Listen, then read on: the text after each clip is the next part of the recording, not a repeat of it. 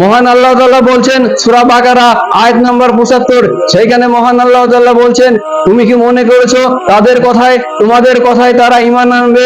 কখনোই না। তাদের পূর্বে এমন কিছু লোক ছিল যারা আল্লাহর বিধান পড়তো, আল্লাহর কিতাব পড়তো, পড়ার পরেও তারা বিকৃতি করতো, তারা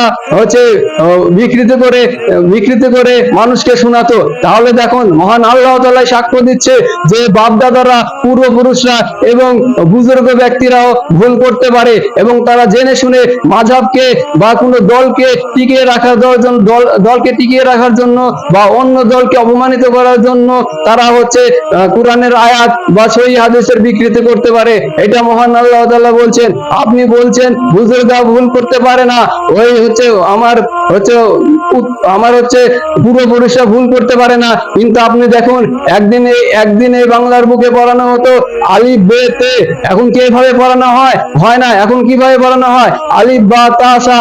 তাহলে কি আপনার বুজুর্গরা, আপনার পূর্বপুরুষরা ভুল করতে পারে না? অবশ্যই করতে পারে। সবচেয়ে বড় কথা হলো মহান আল্লাহ তাআলা সাক্ষ্য দিচ্ছেন তারা ভুল করতে পারে এবং তারা বিকৃতি করতে পারে। তারপরে দেখবেন এক সময় যখন বাচ্চারা মারা যাইতো, বলতো এই বাচ্চা মা অপয়া, এই কারণে বাচ্চা মারা গেছে, আর নয়তো বলতো এই বাচ্চাকে চুরাচুন্নিতে ধরেছে। কিন্তু আপনি দেখুন এখন বিজ্ঞান প্রমাণ করছে না, বাচ্চা যে মারা যায় রক্ত শূন্যতায় মারা যায়, জন্ডিস হওয়ার কারণে মারা যায়, এনিমিয়া হওয়ার কারণে মারা যায়। তাহলে আমার বাপ দাদা পূর্বপুরুষরা এবং বুজুর্গরা কি ভুল করেনি? অবশ্যই করেছে। দীর্ঘকাল পূর্বপুরুষরা বুজুর্গরা জেনেছে যে পৃথিবী হচ্ছে গোল, কিন্তু এখন বিজ্ঞান প্রমাণ করছে পৃথিবী গোল নয়, পৃথিবী হচ্ছে বর্তুলাকার। তাহলে আপনি চিন্তা করুন বুজুর্গরা কি ভুল করতো না? করতো।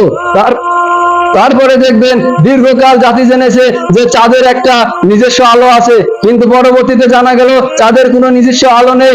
এটা মহান আল্লাহ তাআলা সূর্যের মাধ্যমে চাঁদকে আলো দেয়, সেই আলোটা চাঁদের ধার করা আলো। তাহলে কি আমাদের পূর্বপুরুষরা, আমার বুজুর্গরা ভুল করতো না? অবশ্যই করেছে।